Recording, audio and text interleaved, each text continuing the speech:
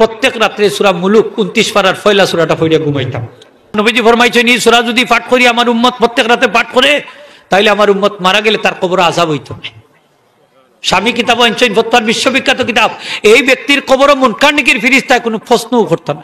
নাকির ফেরেশতা আপনার কবরে যাইবা কিন্তু চেহারা বাইদি দেখিও হইবা এই চেহারা সাক্ষী দে এই উত্তর দিলাইতে পারবা এন্ডার প্রশ্ন কইরা কোনো লাভ নাই। চলো তার কবর থেকে অযথা সময় নষ্ট করিলাম। সুবহানাল্লাহ।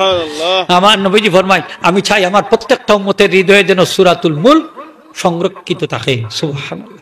আযাবের ফেরেশতাও যদি আযাব শুরু করে দেয় আমার নবীজি ফরমায় সূরাতুল মুলক সুন্দর যুবকের বেশে শক্তিশালী যুবকের বেশে তার কবরে গিয়ে হাজির হইবা। হাজির হইয়া আযাবের ফেরেশতা ওগুলো কইবা আযাব বন্ধ করো। আযাবের ফেরেশতা ওগুলো কইবা তুমি খেটারি দেখাইবার জায়গা ইটা নাই। তখন আযাবের এই সুন্দর যুবকে কইবা তোমরা চিননি আমি খে। সুবহানাল্লাহ।